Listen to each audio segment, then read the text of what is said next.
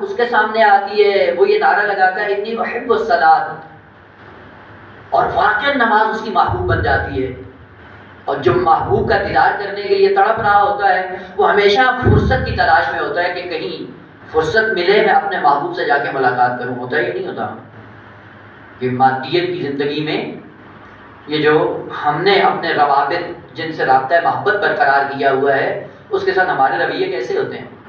جیسے ہی فرصت ملتی ہے اسی محبوب کا نام لینا شروع کر دیں گے، اسی کا تذکرہ شروع کر دیں گے، اسی کی باتیں کرنا شروع کر دیں گے، اسی سے ملنے کی خواہش کریں گے. لیکن واحد وہ چیز جس کو خالق کائنات نے ہماری فطرت کا محبوب بنا کر ہمارے لیے بیان کیا، اس سے ہی ہماری بے رخی، غفلت اور نہ جانے کیا کیا ہمارے رویے ہیں. تو اگر اسی حقیقت نماز کا انسان کو علم ہو جائے پھر یقیناً انسان کا طرز زندگی بدل جاتا ہے. تو ہماری زندگی میں تبدیلی کیوں نہیں آتی؟ مین وجہ یہ ہے کہ ہمیں اس حقیقت کا علم نہیں ہوتا ہے. اسی لیے امام عسقی علیہ السلام فرماتے ہیں کہ ان الوصول الی اللہ سفر، آپ کو خدا تک جانا ہے، مسافر الی اللہ ہو، مسافر بہشت نہیں ہو. بہشت بیچ میں آپ کے آرام کے لیے خالق کائنات نے اہتمام کیا ہے، اور یہ موقت جگہ ہے آپ کے رکنے کے لیے. وہاں سے آپ کو سامان سفر مزید اٹھا کر آگے بڑھنا ہے، اور اگر ہم نے اس موقت جگہ کو اپنا مقصد بنا کے ڈیرا لگا دیا پھر آگے بڑھنے کی صلاحیت نہیں ہوگی. اسی کے لیے امام باقر علیہ السلام نے ارشاد فرمایا ہے کہ جب بہشت میں پہنچ جائے گا انسان تب بھی سکون محسوس نہیں کرے گا، سکون نسبی، اور اس کے لیے یوم الحسرت ہوگی. کیوں یوم الحسرت ہوگی؟ کا جو مقصد حیات اس کے سامنے رکھا گیا تھا، جب اس پہ عیاں ہوگا کہ مجھے جانا کیا ہے اور اس کی لذت کیا ہے اور میں رک کہاں گیا ہوں اور آگے اس سے ایک قدم نہیں جا سکتا ہوں، کا وہیں پہ انسان کے لیے یوم الحسرت ہوگی. اس سے پتہ چلتا ہے کہ پھر دین کی حقیقت کو پہچانا جائے، ان حقائق کو دریافت کیا جائے جن کو قرآن نے ذکر کیا ہے. بس میں ایک جملہ اسی کے حوالے سے کر دوں اور آپ کی زحمت تمام کر دوں کہ جب انسان مسافر ہے اور جانا اس کو خدا تک ہے تو پھر زیادہ راہ کیا اٹھا کر جائے؟ کیا اٹھائے کہ جس سے انسان اپنے اس مقصد میں بھی کامیاب ہو جائے اور اس سفر میں بھی آسانی کے ساتھ اپنے اس مقصد حیات کو پا لے. قرآن کی تعبیر ہے اور دعا ہے حضرت ابراہیم علیہ السلام کی. معصوم اللہ کی بارگاہ میں اپنے دعائیہ کلمات یوں بیان فرماتے ہیں: لا تخزنی یوم یبعثون یوم لا ينفع مال ولا بنون الا من اتى الله بقلب سلیم. دعا کی کہ الہ العالمین ایسے دن مجھے رسوا نہ کرنا جس دن مال اور اولاد کام نہیں آئے گی، اور ایک ہی چیز کام آئے گی اور اس کا نام کیا ہے؟ الا من اتى الله بقلب سلیم، جو قلب سلیم لے کر اللہ کی بارگاہ میں آئے گا. قلب سلیم لے کر آنا کہاں ہے؟ اللہ کی بارگاہ میں، بہشت میں نہیں، جنت تک نہیں، بس قلب سلیم. اگر انسان اس حقیقت پہ فائز ہو جائے تو قلب سلیم کا مقصد بہشت نہیں ہے، اللہ کی بارگاہ تک جانا ہے. اور وہاں پہ دعا کی، ادھر سے خالق کی کائنات نے قرآن میں اعلان کر دیا حضرت ابراہیم کی حقیقت کو واضح کرتے ہوئے فرمایا: اذ جاء ربہ بقلب سلیم. جناب ابراہیم وہ ہیں کہ جو قلب سلیم کے مالک بن گئے، اللہ کی بارگاہ میں پہنچ گئے اور قلب سلیم لے کر اللہ کی بارگاہ میں آ گئے. ادھر دعا کی، ادھر مستجاب ہوئی اور مقصد حیات میں جناب ابراہیم علیہ السلام کامیاب ہو گئے. البتہ یہ بھی قرآن کی لذت ہے کہ جب دعا کی تو وہاں پہ کلمات میں تھوڑا سا تفاوت ہے. الا من اتى الله بقلب سلیم، کہ جو اللہ کی بارگاہ میں آئے گا، اللہ کی بارگاہ میں. اور ادھر کیا ارشاد ہوتا ہے؟ اذ جاء ربہ، اللہ کی بارگاہ میں جا پہنچے. رب اور اللہ، البتہ یہ مقامات ہیں، اسماء حسنہ ہے خالق کائنات کے، اور ہر اسم کا ایک خاص درجہ ہے، خاص حد ہے، اور اس حد کے بعد وہ اسم اپنی حد میں رہ کر وہیں پہ رک جاتا ہے اور بقیہ اسماء شاید اس سے آگے بڑھ جاتے ہیں. البتہ آپ کو پتہ ہے ذات خدا کا جامع ترین اسم کون ہے؟ اللہ. اور پھر اس کے بعد جتنے بھی ہیں، رحمان ہے، رحیم ہے، رب ہے، کریم ہے، شفیع ہے، نہ جانے کتنے اسماء جو آپ دعائے جوشن کبیر میں پڑھتے رہتے ہیں. بس جب اعلان ہوا کہ حضرت ابراہیم کہاں پہنچے ہیں، کا مقام ربوبیت تک آئے ہیں، مقام الوہیت تک نہیں آئے ہیں، جبکہ قلب سلیم خالق کائنات نے کس لیے دیا ہے کہ اس قلب سلیم کے ذریعے آپ کو آنا کہاں ہے؟ اللہ کی بارگاہ تک آنا ہے۔ لہذا ایک معروف جملہ جو ہم اپنی زبان پہ استعمال کرتے ہیں، کیا کہتے ہیں؟ انا للہ و انا الیہ راجعون۔ کب پڑھتے ہیں؟ جب ظاہرہ ختم ہو جاتا ہے، لے لیا جاتا ہے، وہ زندگی جب انسان کی ختم ہو جاتی ہے، سنتے ہیں تو وہاں پہ فوراً یہ زبان پہ جملات استعمال کرتے ہیں، انا للہ و انا الیہ راجعون، یعنی یہ مرنے کے اظہار کے لیے اس آیت کو خالق کائنات نے نازل کیا تھا، یا نہ زندہ لاشوں کو جو چل پھر رہی ہوتی ہیں ان کے لیے خالق کائنات نے نازل کیا ہے؟ اگرچہ وہاں پہ بھی ترجمے میں بھی تھوڑی سی غفلت ہو جاتی ہے۔ کیا کہتے ہیں؟ انا للہ و انا الیہ راجعون، کہ ہم اللہ کی طرف سے آئے ہیں اور اللہ کی طرف جاتے ہیں۔ یہی ترجمہ کرتے ہیں، یہی ہوتا ہے نا؟ یا آپ بہت انحباط سے سن رہے ہیں، یا میرا بیان آپ کو سلا رہا ہے، بور کر رہا ہوں، ان دو ہاتھ سے خالی نہیں ہے۔ محمد آل محمد صلوات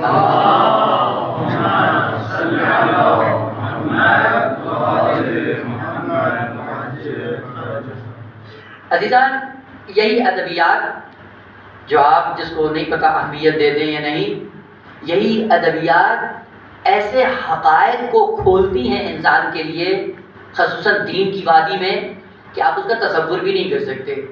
کہیں پہ چھوٹا سا ادبی نقطہ جہاں سے غفلت کرتا ہے، حقیقت زمین سے آسمان تک فرق کر جاتی ہے، اور پھر اپنی خیالی دنیا میں انسان دین کا پابند ہوتا ہے۔ لیکن جیسے حقیقت کھلتی ہے، پتہ چلتا ہے کہ آگا نہ، وہ خیالی حقیقت کچھ اور تھی، اور واقعیت میں جس حقیقت تک ہمیں جانا تھا وہ کچھ اور ہے۔ ہوتا یا نہیں ہوتا انسان کی زندگی میں؟ میں ایک مثال رکھ کر دوں۔ ابھی اگر آپ کو دعوت دی جائے کسی شہر میں جانے کے لیے، اور اس شہر کو آپ نے پہلے دیکھا نہ ہو، تو انصاف سے بتائیں آپ کے ذہن میں اس کی تصویر بنے گی یا نہیں؟ جی،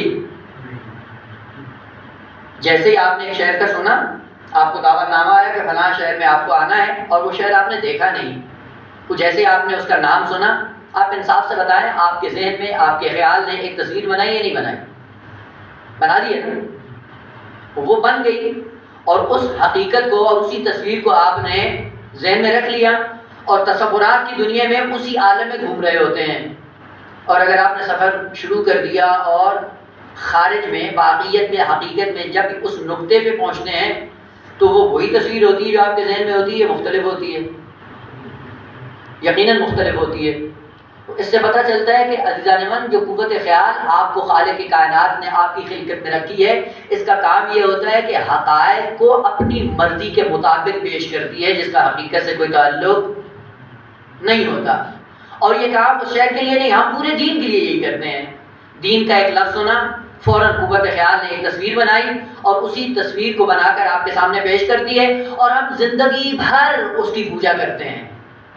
اور جیسے ہی موت آئے گی اور اس حقیقت کو ہمیں دکھایا جائے گا، پھر اس کے بعد انسان کے لیے یوم نصرت ہوگی، اس لیے کہ وہ حقیقت جو ہم نے ذہن میں بنائی ہوئی تھی وہ کچھ اور تھی، اور جو واقع میں اور خارج میں اور حقیقت میں وہ کچھ اور ہے۔ تو جب حقیقتیں بدل جاتی ہیں تو پھر آثار بھی بدل جاتے ہیں، نتائج بھی بدل جاتے ہیں۔ تو ہم نے بھی چوسا کے دین کا یہی رویہ کیا ہوا ہے، یہی عشق کیا ہوا ہے، اور اپنے خیالات کے مطابق قرآن کا ترجمہ بھی کرتے ہیں، اور اپنے ہی خیالات میں دین کی حقیقتوں کی تصویریں بھی بناتے ہیں، اور زندگی بھر ان کو پوچھنا شروع کر دیتے ہیں۔ اور پھر آپ جب اشعار پڑھتے ہیں، انہیں اشعار میں آپ کو اسی حقیقت کا اندازہ بھی ہو جاتا ہے کہ یہ حقیقت کس طرح سے اور کس طرح سے اس کو بیان کیا جا رہا ہے۔ خیر، ہم اپنے مطلب کی طرف انا للہ و انا الیہ راجعون جب ترجمہ کرتے ہیں کہ ہم اللہ کی طرف سے آئے ہیں اور اللہ کی طرف جانا ہے، تو پھر پہلا سوال یہ ہوتا ہے کہ جب اللہ کی طرف سے آئے تو کہاں سے آئے تھے؟ پھر بیچ میں ایک عالم زر بھی بنا لیا، اور عالم زر کی پھر خصوصیات بھی ذکر کرنا شروع کر دی، اور پھر عالم زر میں انسان کی شادی بھی ہو جاتی ہے، انسان کو مقصد بھی مل جاتا ہے، دنیا میں تو فقط ٹیمپریری اس فارمولے کو پورا کرنے کے لیے آتا ہے۔ جبکہ خدا نے یہ نہیں کہا کہ انا من اللہ و انا الیہ راجعون، فرمایا انا للہ ہے۔ یہ لام یا ملکیت کے لیے یا اختصاص کے لیے؟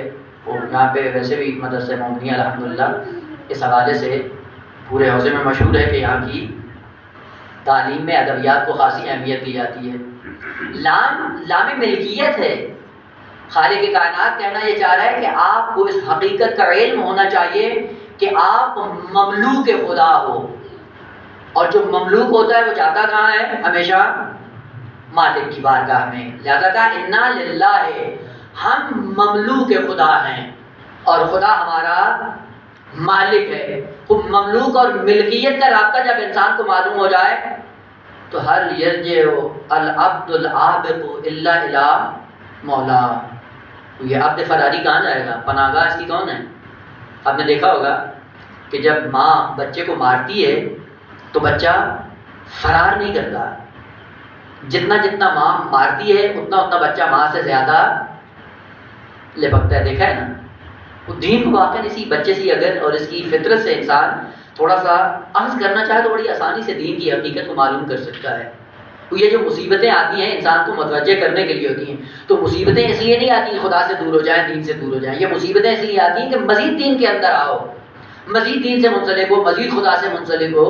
اور یہ دنیا میں قانون خدا ہے کہ آپ کو مصیبت میں رکھا جائے گا، اور مصیبت میں رکھ کر آپ کو اللہ اپنی بارگاہ میں بلانے کی کوشش کرتا ہے، اور یہ انسان چونکہ عبد فراری ہے، نتیجہ کیا ہوتا ہے کہ مصیبت کو دیکھ کے دین سے دستبردار ہو جاتا ہے۔ یہ کام نہیں کریں۔ انا للہ و انا الیہ راجعون، ہم مملوک خدا ہیں، اور مملوک خدا ہونے کا نتیجہ یہ ہے کہ ہمیشہ مالک کی فکر میں ہوں، ہمیشہ مالک کی بارگاہ میں جائیں، اور مالک کی بارگاہ میں جانے کے لیے خدا نے جو بہترین ذریعہ قرار دیا وہ نماز شرع ہے۔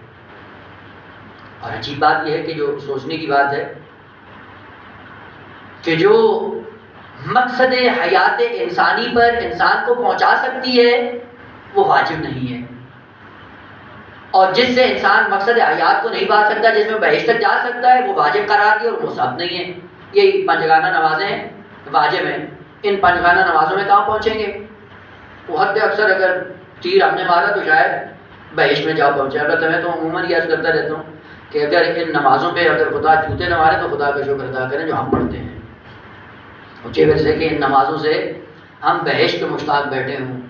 جو ہم نماز پڑھ رہے ہوتے ہیں کیا ہوتا ہے؟ قرآن نے اعلان کیا ہے وَإِنَّهَا لَكَبِيرَةٌ إِلَّا عَلَى الْخَاشِعِينَ، یہی نماز جو واجب قرار دی کہ یہ بوجھ ہے، کبیرہ ہے اور سنگین ترین بوجھ ہے۔ اور آپ دیکھتے بھی ہیں زندگی میں صبح کی نماز کے لیے اٹھنا ہو کتنا انسان کو دگ و دو کرنا پڑتا ہے کہ اٹھے اور اس نیند کے عالم میں یا غفلت کے عالم میں بس الٹا سیدھا وضو کر کے اٹھن بیٹھن کر کے چلا جاتا ہے۔ کتنی سنگین ہے یہ۔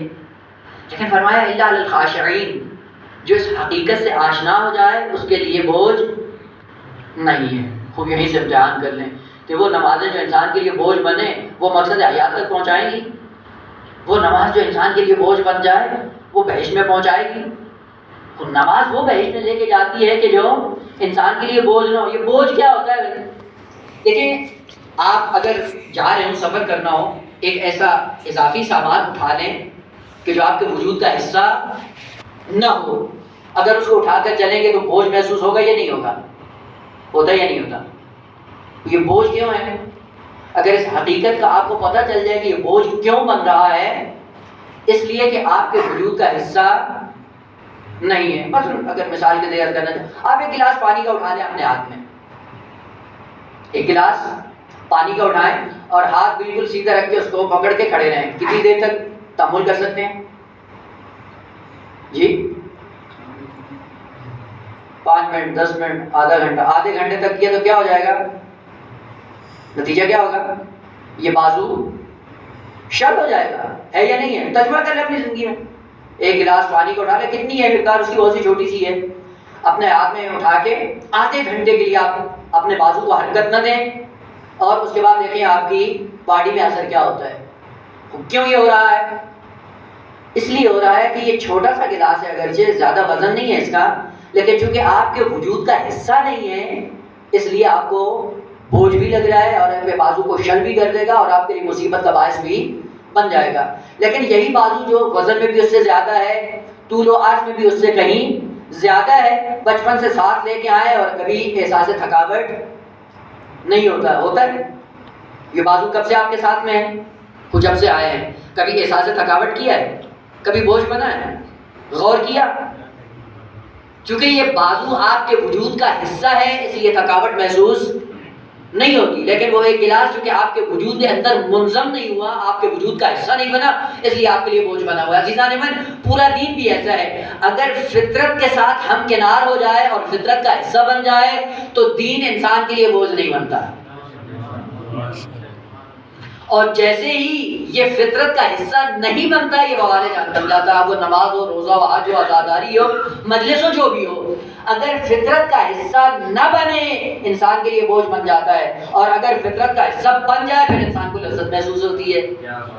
یہی کھانا کھاتے ہیں، کھانا کھانے کے بعد اپنی زندگی میں امتحان کر لیں، جیسے ہی گلے سے نیچے اتارتے ہیں معدے میں جاتا ہے، اور اگر معدے کے ساتھ سازگار ہو جائے اور بدن کا حصہ بن جائے، کوئی مشکل انسانی وجود میں نمایاں نہیں ہوتی۔ کیوں؟ کیونکہ جتنا اتارا وجود کا حصہ بنا اور لذت محسوس کرنا شروع کر دی۔ لیکن بعض ہیں جو اتنا کھا لیتے ہیں ضرورت سے زیادہ، اور جیسے ہی معدے میں جاتا ہے معدہ قبول نہیں کرتا، اب کیا ہے؟ اب بے چین ہو جاتا ہے، نہ نیند آ رہی ہے، نہ چلا جا رہا ہے، نہ بیٹھا جا رہا ہے۔ وجہ کیا ہے؟ کہ جو کچھ اتارا تھا اب وہ وجود کا حصہ نہیں بنا ہے۔ اب کیا کریں؟ یا کہہ کر دیں یا پھر ہاضمے کی گولیاں کھانا شروع کر دیں تاکہ وہ چھوٹا سا جو اتارا ہے گلے سے وہ انسان کے وجود کا حصہ بن جائے۔ عزیزان من، کئی ایسے لوگ تھے کہ جنہوں نے دین کو اپنے وجود کا حصہ نہیں بنایا اور حصہ نہ بنانے کے نتیجے میں اضطراب کا شکار رہے، اور اگر وجود کا حصہ بن گیا ہوتا تو کبھی اضطراب کا شکار نہ ہوتے۔ اور یہی دو نمونے، ایک اور تھا جس نے وجود کا حصہ بنا لیا، اضطراب ختم ہو گیا، اور ایک عمر سعد ہے کہ جس کو امام نے بلایا اور ساری رات اضطراب کے عالم میں رہا۔ کیوں؟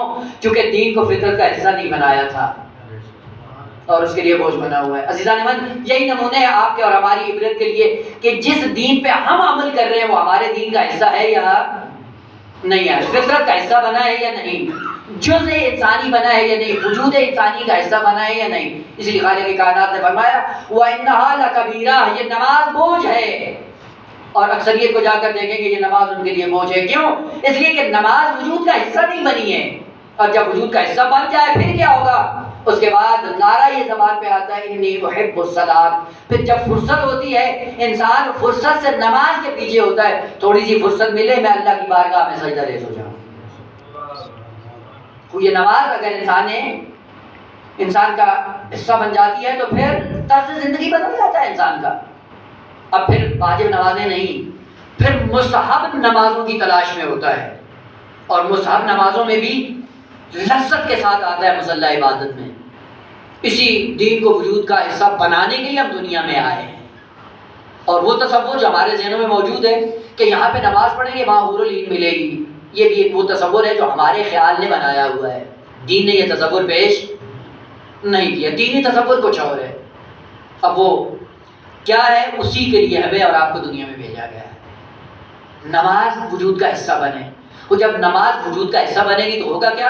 کہ اگرچہ آپ کو یہ لگتا ہے کہ یہ دو حقیقتیں ہیں، ایک حقیقت بنام انسان اور دوسری حقیقت بنام نماز، یہ دو حقیقتیں، ایک حقیقت ہمیں اپنانا ہے اور اپنانے کے بعد اس کے کچھ اثرات ہیں جو ہماری زندگیوں میں نمایاں ہوں گے۔ ایک مجلس کی بات میں نے عرض کیا، ظاہر یہاں پہ کوئی ایسا مخاطب نہیں ہے جو نظروں کے سامنے ہو، کو بات آ گئی تو عرض کرتا چلو۔ اگر اسی نماز کی تعبیرات اگر آپ قرآنی آیات کے سائے میں جا کر دیکھیں آپ کو پتہ چل جائے گا کہ کس حقیقت کی خاطر ہمیں خلق کیا گیا ہے۔ 3 آیتیں ہیں قرآن میں، اور تینوں آیات نماز کے بارے میں ہیں، اور تینوں آیات ایسی کہ جو مومنین اور نمازیوں کے اوصاف کو ذکر کر رہی ہیں، اور تینوں میں ایک ہی تعبیر قرآن نے استعمال کی ہے۔ سورہ بارکہ مومنون الذین ہم علی صلواتہم یحافظون، صلوات جمع کے ساتھ، اور ایک آیت میں ہے صلاۃ کلمہ مفرد ہے، علی صلاتہم یحافظون، اور ایک تیسری آیت ہے اس میں بھی یہی کلمہ ہے یحافظون، سرچ کر سکتے ہیں، نکال سکتے ہیں، آیات موجود ہیں کہ مومنین کے اوصاف میں سے یہ ہے کہ جو کیا کرتے ہیں علی صلواتہم، اپنی نمازوں میں کیا کرتے ہیں یحافظون۔ یحافظون کون سا کلمہ ہے جی؟ فعل مضارع، باب کون سا ہے؟ باب مفاعلہ، وہ مزید کا باب استعمال کیا قرآن نے، اور وہ بھی مفاعلہ کی صورت میں۔ کیوں؟ یحافظون، اور باب مفاعلہ میں آپ کو پتہ ہے نا، مجھ سے بہتر جانتے ہیں، معنی کیا ہوتا ہے؟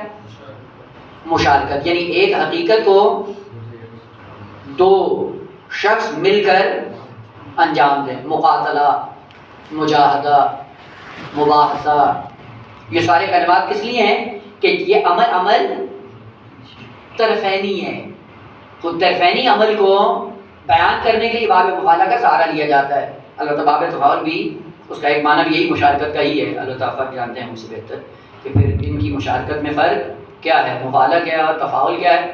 تو مفاعلہ میں مشارکت پائی جاتی ہے، یعنی ایک عمل دو مل کر انجام دیں گے، اور جو دونوں کے تعاون سے آگے بڑھے گا وہ باب مشارکت کے عنوان سے بیان کیا جاتا ہے. لیکن اس فرق کے ساتھ کہ مفاعلہ میں ایک کام کو زیادہ انجام دیتا ہے اور دوسرا کم. ایسے ہی ہے نا، میں اشارہ تو نہیں کر رہا ہوں، یہ کوئی ایسی بات کر رہا ہوں کہ جو آپ نے پہلے پڑھی نہیں ہے یا نہیں ہے؟ ایک سلوات پڑھتے ہیں محمد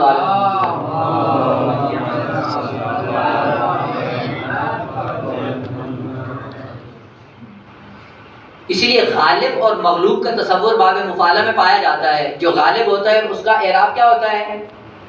جی مرفوع بولتے رہے تاکہ مجھے پتہ ہو کہ میں زندہ لوگوں میں بیٹھ کے پڑھ رہا ہوں.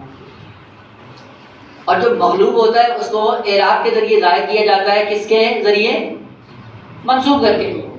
قرآن نے کہا الذین هم علی صلواتہم یحافظون. یحافظون میں جمع کا صیغہ ہے اور فاعل کون ہے؟ واہ. اور اس سے مراد کون ہے؟ مومنین.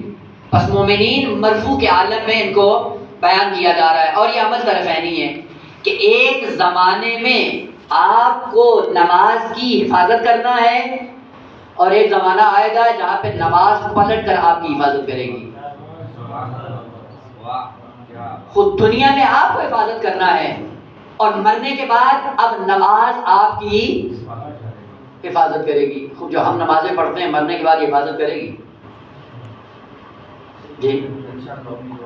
یعنی وہ نماز جو ہماری زبان پہ کنٹرول نہیں رکھتی، ہماری نگاہوں پہ کنٹرول کرنے کی صلاحیت نہیں رکھتی، ہماری زندگیوں کو بدلنے کی صلاحیت نہیں رکھتی، تو اس نماز کی ہم حفاظت کر رہے ہیں. یہی نماز ایک زمانہ آئے گا باب مفاعلہ کی صورت میں کہ جیسے انسان کا دم نکلے گا اس کے بعد یہ نماز آگے بڑھ کر آپ کی حفاظت کرے گی. تو جب آپ کی اور میری اس نماز کو حفاظت کرنا ہے تو یہ نماز محفوظ ہے، جس کو آپ نے محفوظ رکھا ہے تو جتنی آپ نے حفاظت کی ہے اتنا یہ بھی محفوظ رکھے گی. تو اگر یہی تصور پیدا ہو جائے کہ یہ حافظون کا کلمہ جو قرآن نے استعمال کیا ہے کہ ہمیں ان نمازوں کی حفاظت کرنی ہے، اگر حفاظت کریں گے تو کل پلٹ کر یہ آپ کی اور میری حفاظت کریں گی. تو اس لیے میں عموماً جملہ استعمال کرتا ہوں کہ وہ نماز جو انسان کو محرمات سے بچانے کی صلاحیت نہیں رکھتی، اور یہ نماز انسان کی باڈی میں اتنا اثر ظاہر نہیں کرتی کہ محرمات سے اپنے آپ کو بچا لے. شخصیات ایسی تھی جو مشتبہات سے بچتے تھے، مکروہات سے بچتے تھے، حتیٰ مباح سے بچتے تھے. کیوں؟ نماز کے صاحب نے. اسی لیے خدا نے کہا وَاسْتَعِینُوا بِالصَّبْرِ وَالصَّلَاةِ، نماز کا سہارا لو. یہ نماز آپ کی محافظ بنے گی اور ایک زمانے میں آپ نماز کے محافظ بنو گے.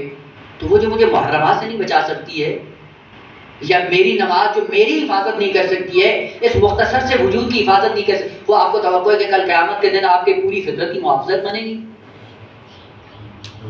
لیکن ایک بیچ میں جملہ فقط سوالی ہے صورت میں، وہ یہ ہے کہ کثرت تو نماز کے لیے، قلت انسان کے لیے. آپ کتنے زمانے میں اس کو محفوظ رکھتے ہو بھائی؟ جی 30 دن یا 30 سال، 40 سال، 50، 60، 70، حد اکثر 100 سال. 100 سال آپ نے حفاظت کی، اور نماز کو جو قیامت میں مرنے کے بعد عالم قبر میں، عالم برزخ میں، عالم معاشر میں، اور اس کے بعد بہشت بری کے مقامات اور بہشت بالا تر کے مقامات، وہاں تک لے جانے کے لیے محافظ آپ کی نماز ہے. تو نماز کی حفاظت زیادہ ہے یا انسان کی؟ جی نماز کی تو پھر ہونا تو یہ چاہیے تھا نا کہ جو حافظون میں جو فاعل ہے وہ نماز بنتی، نہ کہ مومن بنتے، کیونکہ قاعدہ یہی ہے. جواب نہیں دیتا ہوں انشاءاللہ. سب جانتے ہیں اور معلوم ہوگا. اگر یہ حقیقت انسان پہ عیاں ہو جائے کہ نمازوں کا رویہ ہمارے ساتھ اور ہمارا رویہ عبادتوں کے ساتھ کیسا ہے، اگر وجود کا حصہ بن رہی ہیں نجات دیں گی، اگر وجود کا حصہ نہیں ہے بوجھ بن جائے گا، اور یہی دین بوجھ بن جائے گا انسان کے لیے. اور ابھی قاری محترم تلاوت کر رہے تھے وَنُنَزِّلُ مِنَ الْقُرْآنِ مَا هُوَ شِفَاءٌ وَرَحْمَةٌ لِّلْمُؤْمِنِينَ وَلَا يَزِيدُ الظَّالِمِينَ إِلَّا خَسَارًا. قرآن تو ایک ہی تھا کہ ہم آیات قرآن کو نازل کرتے ہیں اور نازل کرنے کے بعد جو مومن ہوتا ہے اس کے لیے شفا اور رحمت کا سبب بن جاتی ہیں، اور جو ظالمین ہوتے ہیں ان کے لیے یہی آیات الہی خسارت کا باعث بن جاتی ہیں. یہ آ رہی تھی نور بن کر، اور جیسے ہی نور بن کر آ رہی تھی تو مومنین کے لیے شفا و رحمت بن گئی اور ظالمین کے لیے خسارہ بن گئی. آیا ان کے اندر خسران و شفا تھی کرنا؟ یہ مظروف ایسا تھا جس مظروف نے ظرف کو آ کر بدل دیا ہے، یا عبارت دیگر ظرف ایسا تھا کہ جس میں ہم نے مظروف ڈالا، مظروف کا رنگ ظرف کا رنگ ہو گیا. ظرف کو پہلے پاکیزہ کریں. اور ایک نقطہ جو ہمارے لیے خصوصاً غور طلب ہے، وہ قرآن کے اندر اختلاف کیوں ہے بھائی؟ تفاسیر میں فلاں نے یہ کہہ دیا، فلاں نے وہ کہہ دیا، اس نے ترجمہ وہ کر دیا، اس نے یہ کر دیا. کیوں اختلافات ہیں اتنے؟ اور کسی ایک نقطے پہ جا کر انسان متحد نہیں ہوتا. وجہ کیا ہوتی ہے؟ مین وجہ جس کی وجہ سے اختلافات زیادہ ہوتے ہیں وہ کیا چیز ہے؟ کہ ہم خالی ذہن ہو کر قرآن کی بارگاہ میں نہیں آتے. کیا کرتے ہیں؟ سب سے پہلے ذہنیت بناتے ہیں، ذہنیت بنا کر قرآن کی خدمت میں آتے ہیں اور قرآن سے وہ نکالنا چاہتے ہیں جو ہم نے اپنے ذہنوں پہ پہلے سے بنا رکھا ہوتا ہے. ایسے ہوتا ہے یا نہیں ہوتا ہے؟ اب کیا کرتے ہیں؟ اور خصوصاً وہ طلاب جن کی تحقیق کی روش یہ ہوتی ہے کہ پہلے عقیدہ بناتے ہیں پھر کتابیں کھنگالتے ہیں اور اپنے عقیدے کی تائید میں کلمات کی تلاش میں ہوتے ہیں. کہاں پہنچیں گے؟ کیا کرو گے؟ دین پہ اپنا رنگ چھوڑو گے. اور آپ کو پتہ ہے کہ دین کا اپنا کوئی رنگ نہیں ہوتا. جیسا آپ کا ظرف ہوگا ویسے مظروف آپ ڈالیں گے اس کا رنگ بن جائے گا. آپ ظرف اگر ریڈ کلر کا لیں اس میں پانی ڈالیں تو آپ کو کیسا نظر آئے گا؟ جی ریڈ نظر آئے گا. کیوں؟ چونکہ جو ظرف جس میں آپ اس مظروف کو ڈال رہے ہو وہ ظرف ایسا تھا جیسے ہی وہ مظروف ظرف میں آتا ہے تو اپنا رنگ کھو دیتا ہے، اسی کا رنگ اپنا لیتا ہے. عزیزان کیوں کہا گیا ہے فَخْلَعْنَ عَلَيْكَ إِنَّكَ بِالْوَادِ الْمُقَدَّسِ طُوًى؟ ہم نے سمجھا شاید یہ فقط ظاہری جوتے اتار کے آنا ہے اور اس کے آداب میں سے ہے کہ جب وادی طویٰ میں آئے، مسجد میں آئے، امام بارگاہ میں آئے، حسینیہ میں آئے تو جوتے اتار کے آؤ. نہ، کہا جب دائرہ دین میں آنا ہے تو ان خیالاتی جوتوں کو اتار کر قرآن کی بارگاہ میں آؤ. پھر ہوگا کیا؟ پھر یہ ہوگا کہ قرآن اور دین جب اپنا رنگ آپ کو دے گا اور خدائی رنگ جب آپ پہ چڑھے گا، صبغت اللہ آپ کی زندگی میں آئے گا تو اس کے بعد آپ پورے معاشرے میں دین کی نمایاں مثال بن کر حرکت کرو گے اور آپ کے نقش قدم کو دیکھ کر لوگ دین پہ آنا شروع ہو جائیں گے. وجہ کیا ہے کہ جب ہم دین میں آتے ہیں تو اپنے رنگ لے کے آتے ہیں، اپنے خیالات لے کے آتے ہیں، اپنے خیالات کے ذریعے آ کر قرآن کی تفاسیر بیان کرنا شروع کرتے ہیں. اور یہی سے ہوتا ہے، ایک کچھ کہتا ہے دوسرا کچھ کہتا ہے. اور اگر ان قوانین اور ان اسلوب کے سائے میں اگر خالی و ذہن ہو کر آتے اللہ کی بارگاہ میں، نہ جانے آپ کو کن حقائق سے خالق کائنات ہمکنار کر دیتا. تو عرض یہ کر رہا تھا کہ یہی نماز کہ جس کے لیے آپ محافظ ہیں، یہ پلٹ کر آپ بھی محافظ ہوگی اور ایک نتیجہ اس کا یہ ہوگا کہ آپ کا قلب سلیم بن جائے گا. البتہ بیان اس کو کرنا تھا کہ قلب سلیم ہے کہ اس کے لیے مقدمہ اتنا لمبا ہو گیا کہ اصلی طرف اشارہ کر دوں اور آپ کی بات اور زحمت تمام کر دیں. صلی اللہ علیہ وسلم محمد و علی محمد.